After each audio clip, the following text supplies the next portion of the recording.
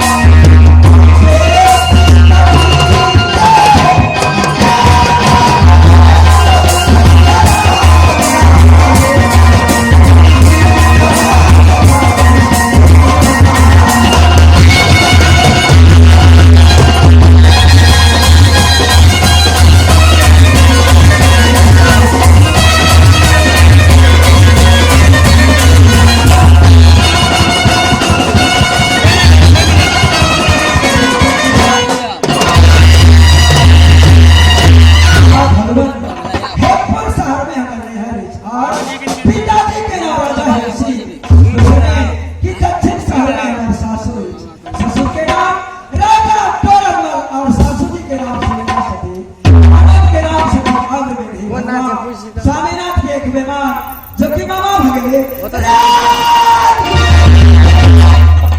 स्वामीनाथ के 100 कुमार उठा करके 12 वर्ष पर सुखी कन्या की डोला फुला के अपना दक्षिण या भगवान स्वामीनाथ के 14 पूर्वकाल में राजा भीर से बांध के जेल के घर में रखने चले तुरंत स्थिति हेमंत थी मर्द के भेज के स्वामीनाथ के अपना दक्षिण में लगी और चंदनपुर बंगाल में स्वामीनाथ के शरीर से कोई कुश्ती खेलने चले शरीर से राम नाम के जप करने चले सती हेमंती मामी असावरी के साथ कंचन शरीर वाला धर्मनी कहे अपना राजपाट के देखभाल करवे अपना माता जी के सेवा संस्कार करवे ठीक है। जब स्वामीनाथ अपना दक्षिण साल में उपस्थित नहीं मिले तो इन्हें जरीश के अपना ने हर जगह में जब तक सती हेमंती तब तक माता जी के सेवा संस्कार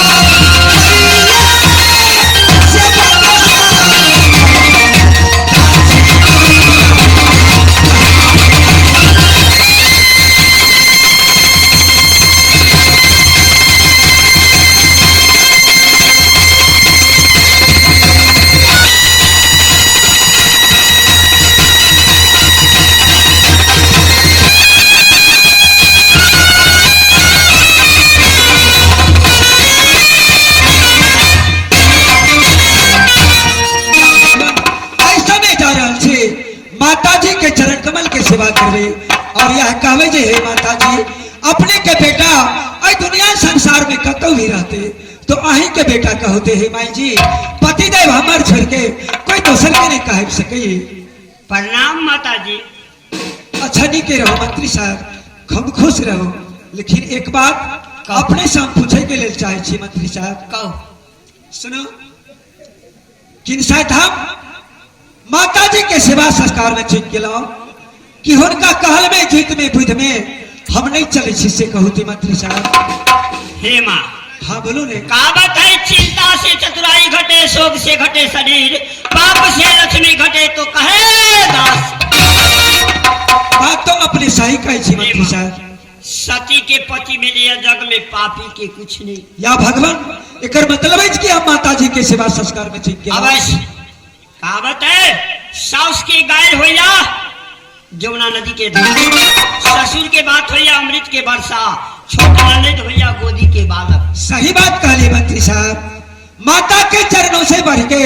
ना कोई तीर्थ धाम है पिता के वचनों से छोड़ के ना कोई सावर शब्द है। मंत्री साहब अपने बहुत सही गप कहलिए। चलो समय चलो माता जी के चरण कमल में चलो साउस की सेवा करो ससुर के टहल बजाब छोड़ न दे कि सब दिन गोदी में लगा बालक समझ कर खिलाओ। बात चलो चलो बेटा बदला बेटा बन का हम यहाँ के चरण के सेवा चलो डोलिया